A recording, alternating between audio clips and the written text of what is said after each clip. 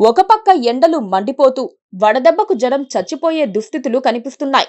మరోపక్క సమస్యలు పెరిగి తెలంగాణ జనానికి దిక్కుతోచడం లేదు. ప్రభుత్వం వైపు నుంచి ఎలాంటి ప్రోత్సాహకాలు అందక వాళ్ల కన్నీరు కూడా ఇంకిపోతోంది.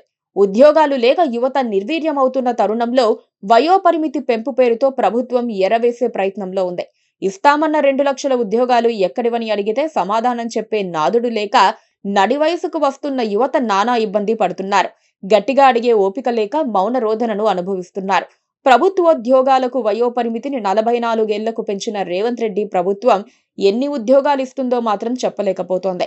కొత్తగా 2500 ఉద్యోగాలకు నోటిఫికేషన్ రాబోతోందన్న ప్రచారం తప్పితే జనంలో ఎలాంటి ఉత్సాహము కనిపించడం లేదు. ప్రభుత్వాన్ని నిలదీద్దామంటే ఇప్పటికే ఏలిన వారిని అనేక సమస్యలు వెంటాడుతున్నాయి. అధికారంలోకి వచ్చిన వెంటనే 2 లక్షల ఉద్యోగాలు భర్తీ చేస్తామని అప్పటి పిసిసి అధ్యక్షుడు, ప్రస్తుత తెలంగాణ ముఖ్యమంత్రి రేవంత్ రెడ్డి డాంబికాలు పలికారు. రేవంత్ రెడ్డి చేతిలోకి అధికారం వచ్చిందే కానీ ఆయన హామీలు మాత్రం నెరవేరటం లేదు. సబ్బండ వర్గాల వాళ్లు సమస్యలతో సతమతమవుతున్నట్లుగానే నిరుద్యోగుల పరిస్థితి కూడా ఆగమ్యగోచరంగా తయారైంది. 2023 డిసెంబర్లో కాంగ్రెస్ సర్కారు కొలువు తీరింది. రేవంత్ రెడ్డి సీఎం అయ్యారు. కానీ ఇప్పటికీ 2 లక్షల ఉద్యోగాలు కాదు కదా, అందులో పావు వంతు కూడా భర్తీ చేయలేదు. గత ప్రభుత్వం నోటిఫికేషన్లను విడుదల చేసి పోటీ పరీక్షలు నిర్వహించినా వాటి ఫలితాలు ప్రకటించలేదు. నియామకాలు చేయలేదు. జాబ్ క్యాలెండర్ మొక్కుబడిగా విడుదల చేసినా దానిని పాటించేది లేదు. ఇప్పుడు అదే పరిస్థితి కనిపిస్తోంది.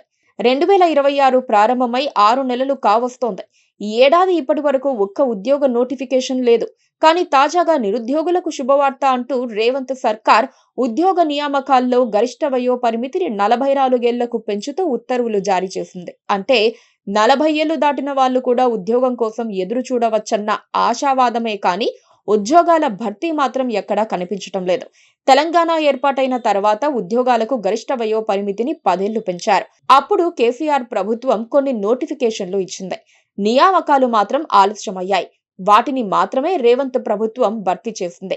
మేనిఫెస్టోలో చెప్పినట్లుగా 2 లక్షలు ఆ పైన ఉద్యోగాలు మాత్రం ఎక్కడా కనిపించటం లేదు. మహా అయితే 50,000 ఉద్యోగాలు భర్తీ చేసుండొచ్చు.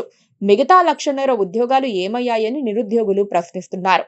ఎన్ని సడలింపులిచ్చినా ఏమున్నది ప్రయోజనం? ఉద్యోగ అవకాశాలు పెరగాలి కదా అన్నది ప్రధాన ప్రశ్న. ప్రైవేటు రంగంలో కూడా అవకాశాలు తగ్గటం, కనీస వేతన చట్టాలున్నప్పటికీ వాటిని పాటించకపోవటంతో యువత ప్రభుత్వ ఉద్యోగాల వైపే చూస్తోంది. ఏళ్ల తరబడి కూర్చొని పోటీ పరీక్షలకు సిద్ధమయ్యే వాళ్ళు చాలా మంది ఉన్నారు. పోటీ పరీక్షల సరళిని సులభతరం చేస్తామని ప్రకటించిన రేవంత్ రెడ్డి ప్రభుత్వం ఆ దిశగా అడుగులు వేసిన దాఖలాలు కనిపించటం లేదు.